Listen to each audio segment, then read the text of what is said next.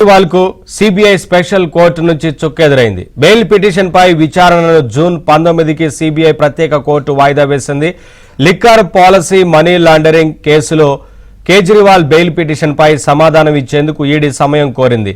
ఈ నేపథ్యంలోనే Kejriwal judicial custody June 19కి ముగుస్తుండటంతో అదే రోజుకు బెయిల్ పిటిషన్పై విచారణ జరపనుంది.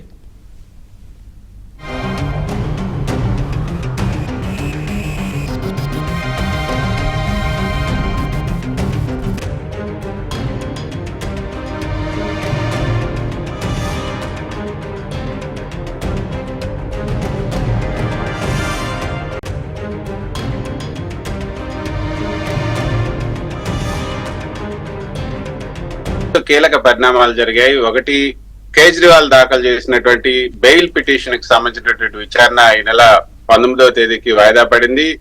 తర్వాత మరో రెండో ముఖ్యమైనటువంటి కేసు పరిణామం, ఈ రోజు తీహార్ జైల్లో కవితను తన అన్న కేటీఆర్ కలవటం కూడా జరిగింది. ములాఖత్తులో భాగంగా ఆయన ఈ రోజు కవితను కేటీఆర్ కలిశారు. సుమారు 20 నిమిషాల పాటు ఆమెతో భేటీ అయ్యారు. ఆ తర్వాత అక్కడ రాష్ట్రంలో ఉన్నటువంటి పరిస్థితులు, ఇక్కడ ఉన్నటువంటి పరిస్థితులు అన్నింటినీ కూడా వాళ్ళిద్దరు కూడా చర్చించుకున్నట్లుగా తెలిసింది. సో కేటీఆర్ కవిత ములాఖత్ ఈ రోజు ప్రధానమైనటువంటి అంశం కాగా, మరో రెండో అంశం కేజ్రీవాల్ కి సంబంధించినటువంటి బెయిల్ పిటిషన్ పైన విచారణ ఈ రోజు జరిగింది.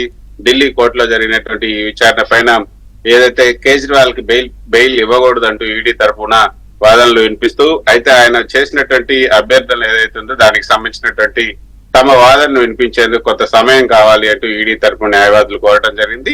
దాంతో 19వ తేదీకి ఈ విచారణ వాయిదా వేశారు. 19వ తేదీతో ఆయన రిమాండ్ కూడా ముగుస్తుంది, జ్యుడిషియల్ రిమాండ్. కాబట్టి ఆ రోజు దీని యొక్క విచారణ కూడా, బెయిల్ కి సంబంధించినటువంటి విచారణ కూడా జరగబోతుంది. అయితే మనం గతంలో చూసాం, ఏదైతే సార్వత్రిక ఎన్నికలకు సంబంధించి ఢిల్లీలో ఆయన ప్రచారం చేసుకోవడానికి కూడా సుప్రీంకోర్టు మధ్యంతర బెయిల్ కూడా ఇచ్చింది.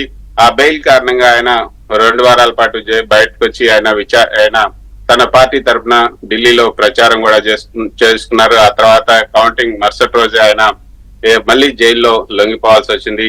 కాబట్టి మధ్యంతర బెయిల్ అనంతరం కూడా ఆయన మళ్ళీ మరోసారి మధ్యంతర బెయిల్ పొడిగించాలని కూడా ఢిల్లీ కోర్టును ఆశ్రయించారు. కానీ మధ్యంతర బెయిల్ కొనసాగించడానికి ఇటు సుప్రీంకోర్టు, అదేవిధంగా అక్కడ ట్రయల్ కోర్టు కూడా నిరాకరించింది. ఆ తర్వాత మళ్ళీ ఆయన కోర్టులో సరెండర్ అయి మళ్ళీ జైలుకి వెళ్లాల్సి వచ్చింది. మళ్ళీ ఇప్పుడు తనకు రెగ్యులర్ బెయిల్ ఇవ్వాలంటూ ఈ రోజు చేసుకున్నటువంటి ఏదైతే పిటిషన్ ఉందో దానిపైన 19వ తేదీకి విచారణ వాయిదా పడింది. ఆ రోజు బెయిల్ ఈడీకి సంబంధించినటువంటి వాదనలు కూడా వినే అవకాశం ఉంటుంది. కాబట్టి ఈడీ ఇక ఏం చెప్తుంది అన్న దాని మీద సర్వత్రా ఉత్కంఠ నెలకొంది. విచారణ అంతా కూడా పూర్తయింది. ఇందులో ఉన్నటువంటి నిందితులంతా కూడా ఏ విధంగా ఈ యొక్క 100 కోట్ల అవినీతికి పాల్పడ్డారంటూ కూడా ఛార్జ్ షీట్ కూడా దాఖలు చేసింది. ఛార్జ్ షీట్ కూడా వేశారు. అందరు విచారణ కూడా పూర్తయింది.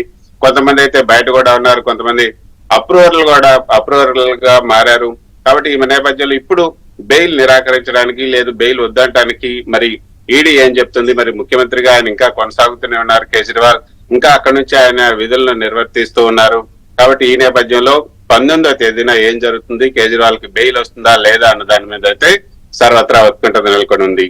Naveen. Right, thank you Krishna.